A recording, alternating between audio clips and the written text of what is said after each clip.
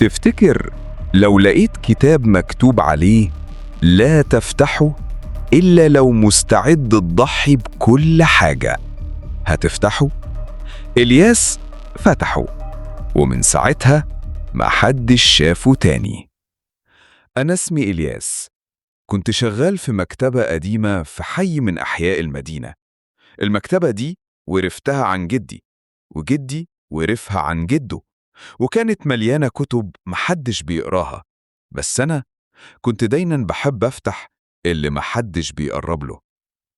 في يوم وأنا بقلب في الرفوف اللي فوق، وقع عليا كتاب كان مربوط بسلسلة مكتوب عليه: سر الحكمة السوداء، لا يفتح إلا لمن يطلب العلم مهما كان الثمن. فضلت أبص عليه وقلبي بيدق بسرعة، ريحة جلد قديم، كأن الكتاب لسه طالع من زمن تاني. غطيته بسرعة وخبيته تحت طاولة المكتب. في اليوم التاني دخل راجل غريب لابس عباية سودة ونبرته كانت هادية جدا. قال لي: عندك كتب نادرة؟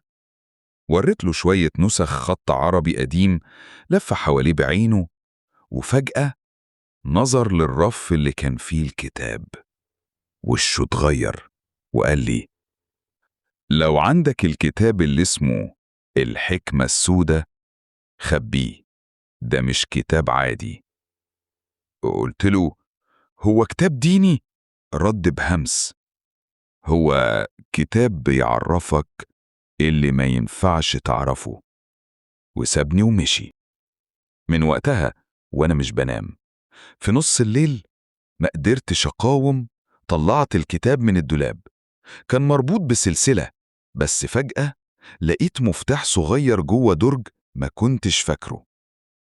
أول ما فتحت الكتاب كل حاجة حواليا سكتت.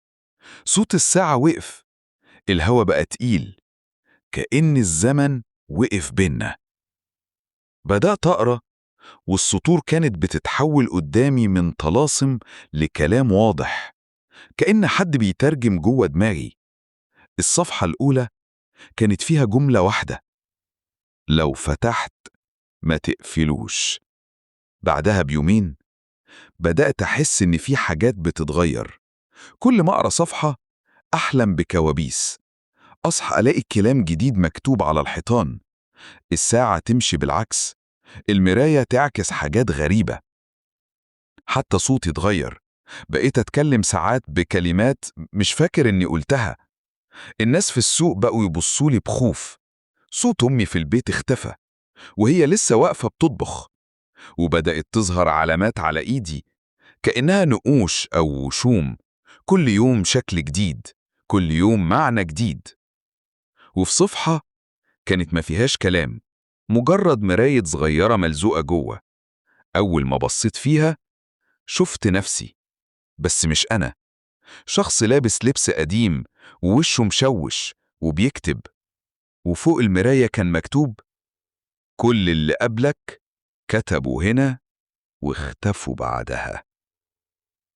دورت في المكتبة، لقيت جوه غلاف الكتاب الأصلي ورقة قديمة جدا بخط مختلف، كانت مكتوبة من 800 سنة: أنا كمال الدين ابن الصوفي، وده آخر يوم ليا. الكتاب ده مش مجرد ورق، ده بوابة، وفتحتها ومش عارف أقفلها. من اللحظة دي بدأت ألاقي رسايل جوه كتب تانية، قصصات ورق مخطوط غريبة، تحذيرات، تنبيهات، وكلها بتقول نفس المعنى: العلم اللي في الكتاب مش معمول للبشر. لكن إدمان القراءة بقى أقوى. بدأت أسمع أصوات في المكتبة، أبواب بتتفتح وتتقفل لوحدها، كتب بتقع، نور بيتغير. وفي مرة لقيت جدي في الحلم وقال لي: اقفل الكتاب يا إلياس قبل ما يفوت الأوان. كنت بصحى كل يوم وأنا حاسس إني شخص تاني، مش إلياس. صوت في دماغي بيقول لي أقرأ صفحة كمان، ولما حاولت أرمي الكتاب رجع لوحده على المكتب. والجملة اللي كل ما أقراها تحر في دماغي. العلم نور، بس النور ساعات بيحرق. وفي صفحة معينة لقيت جدول زمني مكتوب فيه أسماء ناس وتواريخ اختفائهم، والصادم كان اسمي آخر اسم في الجدول. في يوم الجمعة قفلت المكتبة بدري، حطيت الكتاب في شنطة ونزلت البحر. وقفت على الكورنيش، فتحت الشنطة، بس الكتاب اختفى. وكل الناس حواليا كانوا واقفين بس ما بيشوفونيش، كأن الزمن اتحرك وأنا واقف مكانه. في اللحظة دي سمعت صوت جدي بيهمس في ودني: مش كل كتاب يتقرأ، ومش كل سر لازم يتعرف. رجعت البيت، لقيت ورقة واحدة على المكتب مكتوبة بخط إيدي: أنا دلوقتي فاهم، بس التمن كان غالي.